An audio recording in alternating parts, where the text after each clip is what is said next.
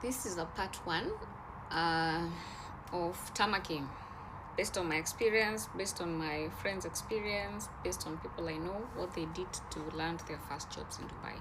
So this is not going to cover people who are already. I will make a part 2 video to cover people who already have jobs here and what you can do to land a better paying job, or maybe leave that first job that the agent brought you in order to get a better paying job, to upskill.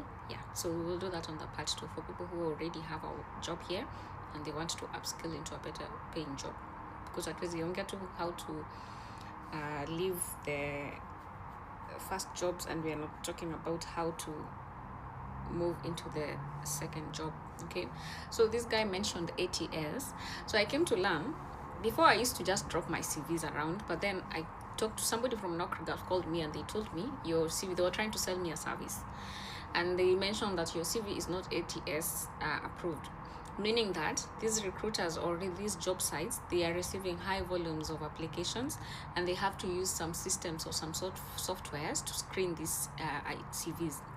So there is some things that you can have on your CV that will make you not pass through the ATS software systems. So these systems, they do the easy job of checking all these applications, and then they will search for, if I'm a recruiter, I'm an employer, I'm looking for a specific job title, I'm looking for specific skills, I'm looking for a specific number of experience, the system will help me to get the short list of that. So if the system is not able to read through your CV and pull out that information, you will end up not on the short listing. Okay, so what you need, some things that I checked, and they told me that if you put them on your CV, it will not pass through the ATS system. Is, for example, if you're making your CV through Canva, and you know how you usually choose some icons, instead of saying yes, it choose some like ticks and all those like decorations and all those things. And then if it's dividing your information into columns, I'm checking it because I made some notes here. If it's dividing your information into columns, putting things here, and then again, if it's using some photos, some logos, infographics, tables, and all those might not pass through the ATS system, and your CV might not go through. Okay, and then again, if you're applying in some systems, if you're not using a PDF or a Word document, it might also not pass, because some people usually have the PDF, and because they don't want to reproduce it again in PDF, they're just taking the short form of taking a screenshot and sending. No, that one will not pass. Also, if it's in photo form, like PNG, that one also sometimes it will not pass. So make sure your CV is in PDF form or in Word form, so that it's able to pass through these systems. Okay, so also, if you want to check, you can make use of AI to check. You can put it on ChatGPT and check if my CV is ATS approved. And then online also, you can Google for ATS simulators, which are free, and you can check you can put your CV there, and it will check if your the CV is ATS approved, and if it will be able to pass through those systems. Okay, so you're already done with that. You have a perfect CV. You already checked all those, and you're sure your CV is on the right side. So the next thing you do is you go to these job sites. So there's LinkedIn, there's Naukri.gov, there's Byte, there is Gulf Talent, there is Indeed, and many other more, but these are just the most popular ones, where most of the recruiters, if I'm a recruiter, I want to also go where they will find the most and volume of employers and the systems that are filtering and working. So these ones are the ones who are established, but there is many others. So if you're going there on those apps, make sure you're applying with an ATS approved CV. Okay, so those are the first steps. Those are the main things that you will do. Okay, you have arrived in Dubai, you're new, you're just looking around. Make sure you have your CV in all of these, or maybe you have the apps and you're checking every day. Don't just leave the app there, put the CV and leave. You need to log in there every day to check what specific jobs there is and keep on applying. And then an advantage that you have when you're a first timer in Dubai, you're just here looking for a job, is that you're an immediate joiner. The people who already have jobs, they don't have that advantage, because if you're currently in a job, you need to give a notice to leave that job to join another job. So usually most of the companies, they want immediate joiners. They want to hire quickly because they don't have, most of them don't have the luxury of time to wait for you to give a notice of 30 days, 45 days, others 90 days in order to join their company, unless they really need you. That's when they are able to wait for you. But most of the time they want people who they will recruit very quickly. Yeah.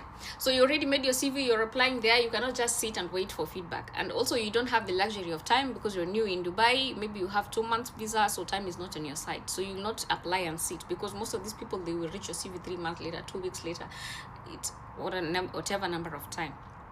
So you need to be proactive at this point. Now that you're already on those sites, you're done there. So now you need to be proactive. Now, if you're moving around, instead of staying indoors, you're moving around, you're looking in business centers, in malls and everywhere. If you see any place that says coming soon, maybe on their Instagram they're advertising, you will see some ads, they're advertising some businesses opening. That is the time now you will go and figure out, how are they hiring, who is behind this business, who are the decision makers behind this business. The best place to find these people usually is on LinkedIn. So let's say there is a Lorna spa coming out. I will have to speak about it on social media. I will have to put it on my LinkedIn. If I have hired a hiring manager, the manager has already listed themselves as they work at Lorna Spa. So if I go there on LinkedIn and I'm searching, I will definitely and check the people who are working there and associated with that company. You will find the people and you will try and check who is the decision maker. If you message the wrong person, ask them, who can I message for a job position in this? Don't just throw your CV. You make a conversation, ask them.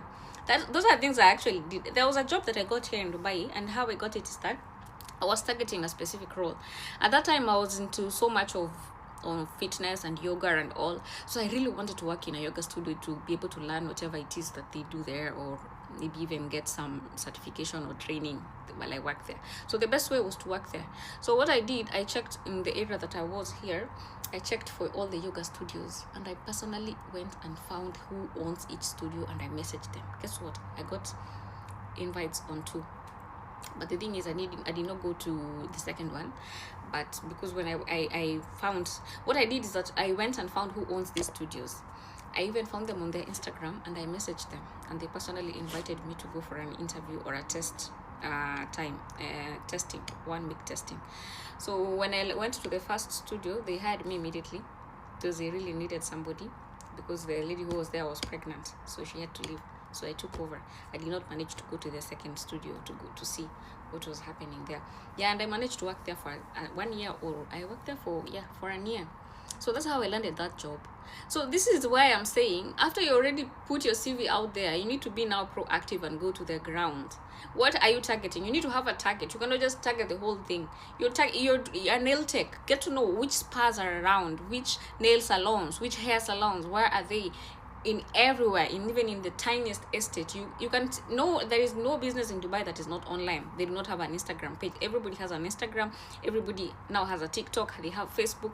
They are on LinkedIn. They are on all businesses are online. So you need to go there and do the stalking until you find who owns this business. Because sometimes if you go to the salon, you will find the receptionist there who does not care. She does not even see any potential job there. Maybe she's wondering, why are you looking for a job? Don't you see I'm working here? So you need to find the owner who owns that shop. Message them, talk to them. Don't just go to the shop in the salon, in the spa, and try to talk to the people there. They will not help you. Maybe you'll even find some Kenyans. I have seen some people saying the Kenyans that don't want to bring you to where they work. Cafes, hotels. There's a new cafe that has just came up. You can find the owner who owns it. Maybe you go there. You can even hang around there and see who looks like the decision maker there and talk to them.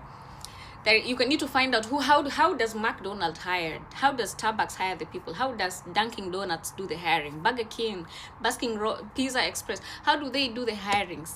These information you can get from asking people, from checking online, from AI, even from LinkedIn. Just find the information, whatever it is. I'm sure if you're looking for some gossip online, usually you are able to find it. So these are things that you can actually find it. So be proactive. Find the decision makers on all the companies that you're trying to get into. Try and speak to them, not just throw your CV. Start a conversation, say what you're looking into, what you can do, your skills, your experience, what you can help the company in. Like when I was going to the yoga studio, I said I'm very passionate about yoga. I'm practicing yoga personally, and I would like to be in this environment and all those bullshit. You need to say all those things. Whatever will get you that job, you need to do it. That is the point where that is how you land your first job in Dubai, by being proactive. Online takes longer. Also, one last point is, if you find, let's say you're a nail tech and you went to a spa, and you can tell them, I can do a trial for 1 week so that they can see your work. Yeah, they will give you a trial. You can go to a restaurant that is starting out, tell them, I want to do a trial for 1 week. They will allow you. They are looking for even fast hiring and free labor also. They will give you the chance. I don't think the chances of going to a nail spa and getting a chance to do a trial for 1 week, they're usually short-staffed. They will take you. They will give you the time to do a trial. You just need to ask nicely and ask the right person. Don't ask the people who work there. Find out who runs this business and ask them who owns this business. So that one is up to you to do your stalking until you find who is a decision maker in that business. But one important thing is, do not waste your visit visa doing trials for people, because people will use you. You have your 2 months visa, 3 months visa, and then you tell them to do the trial thing. Yes, they will be paying you, but the more you're staying there, they are not doing your visa. They're not telling you whether they will take you or they will not. So you're wasting your time with your visa for the time that you will have been taking other jobs. And then in the end, there's so many people, they will tell you, who have been in Dubai. They came here, they started working somewhere. Well, they were told that they will get the visa done, but it was not done. So they kept on staying there. The visa ran out, and then at the end of the 2 months visa, they had to renew their own visa under their own budget to continue working there. So they're just using your labor. Yes, they will pay you. Yes, I know you're receiving money, so you don't feel like you're being used, but they're using your visa, which is very expensive. So if you pay me 2,000 and I need 2,000 to renew my visa every 2 months, it does not make sense. So if you're going to be very staunch. Tell them, I can do a trial for 5 days. I can come here for 5 days. And you can pay me this amount of money. You agree, because you cannot do trial for free, because you need to travel and eat and all those. Yeah, they will take you, and then you will do the trial. If after 1 week you need to ask them, please give me the decision, do you I feel like this is a good environment, you need to say positive things. I feel like this is a place that I will learn. My skills are applicable here. In the past 5 days I have done this and this and this and this, and I would like for you people to officially hire me. If not, if there's no vacancy for that, then I would like to proceed and look for somewhere else. Do not waste your visa for more than 1 week doing trials for people, because people are doing trials for 3 months, wasting their visa, which they paid for with their own money, because you're not supposed to work for anyone without the employment visa. So they need to start processing your employment visa immediately they have officially hired you and you have signed the contract. Yeah, so that is one thing that has helped, because on my first job I went there and they told me, okay, let's do the trial. Actually, I did that mistake of doing my trial for the whole 3 months, but it's because I found the Kenyan there and I trusted them, so I felt comfortable. So even after 3 months, when my visa ran out, they actually did my ID and they did my employment visa. But you can imagine if I stayed there for 3 months and then they decided that they do not want me anymore, I would have been out there, no job and no visa, which I already used while working for these people. Yes, they might have been paying me, but all the money that they paid me, I will have to use it again to extend my visa to continue tamarking. So that's something I wanted to add on this video. So part 2, we'll talk about how to upskill in order to leave your first job that's paying peanuts, because at this point you're just taking any job so they can do your visa, to getting paid at least something decent that will help you survive in this expensive city.